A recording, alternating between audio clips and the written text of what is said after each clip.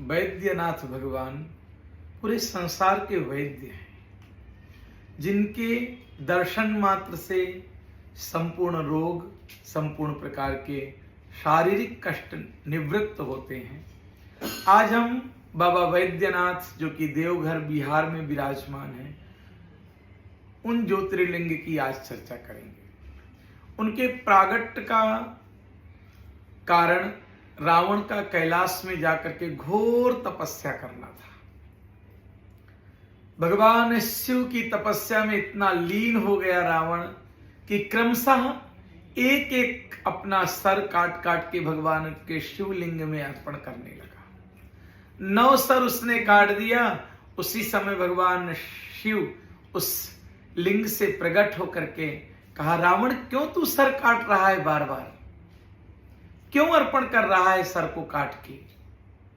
तो रावण ने कहा, प्रभु मेरी बहुत इच्छा है कि मेरे साथ आप लंका चले और वहां नित्य निवास करें। भगवान शिव बोले कि रावण ये तो असंभव है, परंतु तेरी साधना, तेरी समर्पण इतना ज्यादा है कि मैं ना भी नहीं बोल सकता हूं। चलो मैं तुम्हारे साथ लंका ही चलता हूं, परंतु मेरी एक छोटी सी शर्त है कि ये शिवलिंग को लेकर के तुम जब लंका जाओगे तो मार्ग में कहीं रखना मत, क्योंकि जहां रख दोगे वहीं मैं स्थापित हो जाऊंगा। लंका की तरह प्रस्थान किया रावण ने। देवता चिंतित हो गए, मां पार्वती चिंतित हो गई कि अगर रावण भूल से भी लंका शिव जी को ले गया तो रावण का कभी विनाश नहीं होगा, रावण का कभी अंत नहीं होगा, उसका पापाचार और बढ़ेगा। मां पार्वती चिंतित है कि प्रभु कैलाश छोड़ करके चले जाएंगे। संपूर्ण देवताओं ने भगवान नारायण की स्तुति किया। भगवान नारायण ने वरुण देव को आदेश दिया कि एक काम करो कि रावण के उदर में तुम जल का विस्तार करो, उसके जल के रूप में स्थापित हो।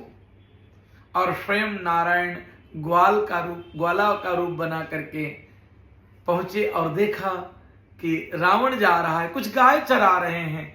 तो जब वरुण भगवान पेट में जल का प्रभाव बढ़ाने लगे तो लघु शंका लग गई रावण को। ग्वाला के रूप में भगवान गाय चरा रहे हैं। तो रावण ने चारों तरफ देखा, कोई दिखाई नहीं पड़ रहा है। एक बड़ा सुंदर सा ग्वाला दिखाई पड़ा। तो रावण ने ग्वाला को बुला करके बोला कि मुझे लघुशंका लगाई है बेटा, ये शिवलिंग तुम संभाल के रखो, मैं लघुशंका के बाद लेकर के यहां से चला जाऊंगा, नीचे मत रखना। तो ग्वाला ने कहा ठीक है, अब जल्दी आना, क्योंकि मैं जल्दी ज्यादा देर तक रख नहीं सकता। रावण लघुशंका करने के लिए बैठा। ऐसा उल्लेख मिलता है कि 24 घंटे तक वो लघुशंका करता रहा, क्योंकि वरुण भगवान का प्रभाव था उसके पेट में। ग्वाले ने तुरंत मौका देख करके वहां शिवलिंग स्थापित कर दिया। संपूर्ण देवता आए और देवताओं ने आराधना किया, पूजा किया, अभिषेक किया। 24 घंटे बाद जब रावण स्नान करके आया तो देखता है कि भगवान शिव स्थापित है।